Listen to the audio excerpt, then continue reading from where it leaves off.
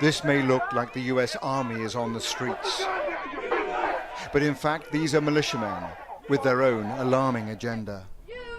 We were witnesses to this extraordinary development, a major US city in the hands of self-confident and heavily armed militias, with police and civic leaders nowhere to be seen.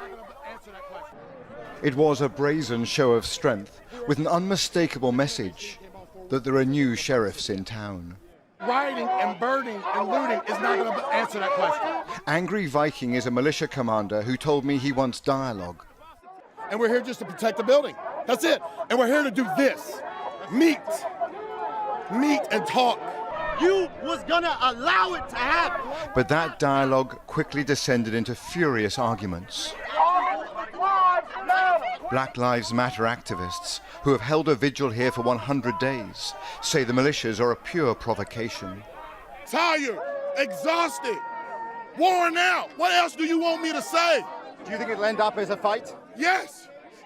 People are going to die, bro. People are going to die. I don't know who's going to be. Which militia are you from? Many of these disparate groups Which militia are you from? had no interest in identifying Excuse me, themselves. sir. Which militia are you from? We are all Americans here. We're all Americans here. We're all here for the same. We're all here actually against you. Is what we're here against. You're impeding me from moving my group that way right now. Are you not? No, Yes, you are. I'm asking you what you're doing here on the streets of this city. Well, first off, you're not American. One of the most bizarre features here is this mosaic of different groups. We've got protesters, counter-protesters, we've got militias, we've got other armed groups who refuse to identify themselves. All of it is a recipe for confusion on the streets of Louisville and potentially for chaos. I'm not going to bring a knife to a gunfight, sir. And here's the danger. Americans are arming up. Nadia Ford, a grandmother, arrived here with multiple weapons to confront the white militia. We've tried peaceful for years upon years, and it has gotten us nowhere. They murder us for being peaceful. So only when we stand up do they maybe take us seriously. And that's what we're going to do. We're going to stand up against this hate in America.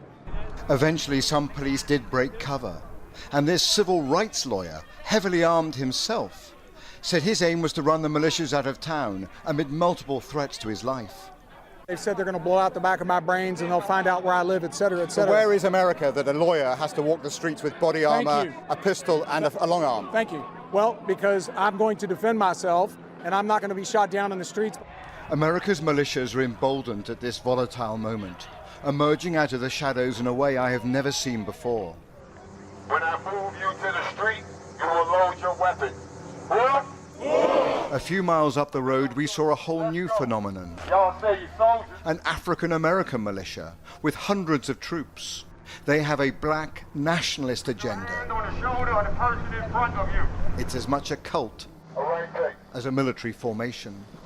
This is the NFAC militia. It is well organized and quasi-military. It also proves a militia does not have to be white and right-wing. Lock the roof. As hundreds of their armed followers march through a residential suburb, I'll call in reinforcements. we glimpse their mysterious leader.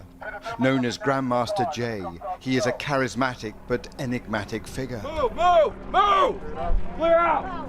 Fearing assassination, his bodyguards surround him at every moment. Jay's moving back, y'all. Jay's moving back. What is clear is that these militias have a new swagger. While the election campaign gathers pace, other forces are showing they will fill the security void after this long summer of protests and violence. Robert Moore, News at 10, in Louisville, Kentucky.